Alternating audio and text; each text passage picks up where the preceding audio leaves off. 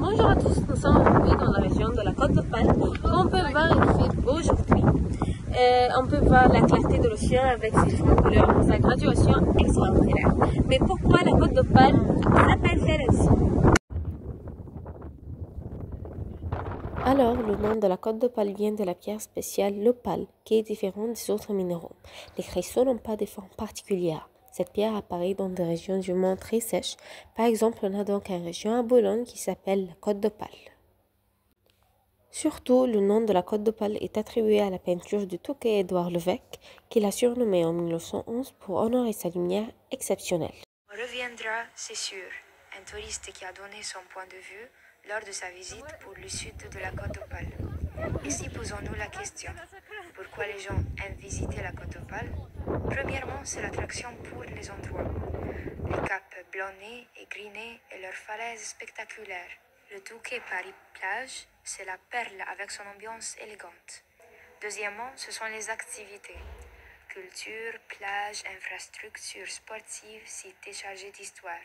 La Côte d'Opale est désormais reconnue comme une destination touristique. Troisièmement, c'est la gastronomie. Les produits de la mer sont donc les vedettes incontestées de la gastronomie locale. Bonjour Elia. Bonjour. On avait une question pour vous. Oui. Pourquoi il faudrait visiter la Bologne? Je pense qu'il faudrait visiter Boulogne parce que déjà c'est près de la mer, donc c'est chouette, on peut voir l'Angleterre. Également par rapport à toute l'histoire en lien avec Napoléon et l'empereur. Ah oui. Donc tout le domaine historique est très intéressant avec les musées, les statues, etc. Et aussi pour la gentillesse, je pense, des habitants et des gens qui nous entourent. C'est très sympa quand même d'avoir des échanges agréables et bienveillants. Ah oui, merci. Que faites-vous pour éviter la pollution des océans? Ce que je fais, bon, je respecte le tri sélectif, il ne faut pas jeter des plastiques par terre. Il faut laisser le moins possible de déchets. C'est très touristique déjà, il y a beaucoup d'histoire, voilà. Et la mer aussi, beaucoup, la plage, c'est pour ça que je dirais qu'il faut venir visiter Boulogne. Voilà, merci, de rien. Les déplacements des touristes contribuent de manière significative à la pollution de l'océan. Les transports utilisés par les voyageurs tels que les avions, les navires de croisière et les voitures émettent de gaz à effet de serre et des polluants atmosphériques qui finissent par se trouver dans l'océan.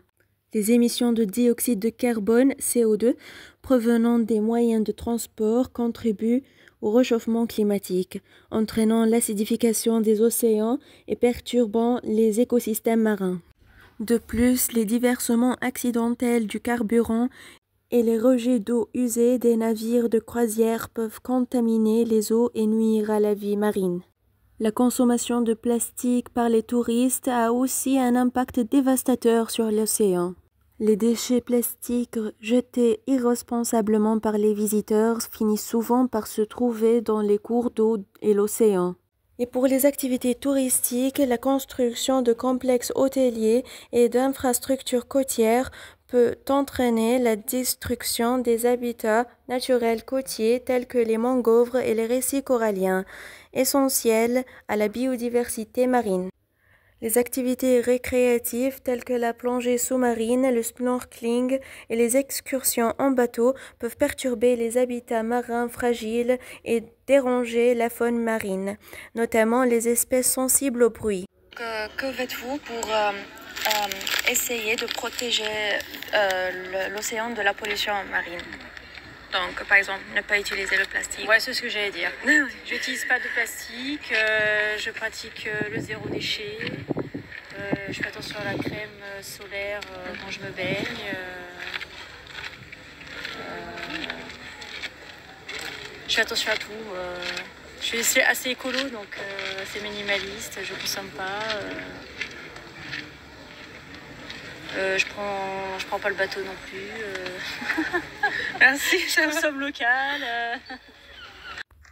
La façon la plus simple de supprimer ce problème est d'éviter les plastiques qui nous terminent dans l'océan. Les plastiques à usage unique comme les couvertes, les bouteilles, les pilles, les filtres de cigarettes sont responsables de 50% de la pollution marine. Ces projets vont au-delà de simple nettoyage en développement de solutions créatives pour recycler ces déchets au bord du navire, transformant anisé, laminose, plastique au bord durable. Plastique Odyssée est un collectif d'acteurs engagés qui vise à noyer le passé de plastique tout en jetant les bases à finir sans pollution plastique.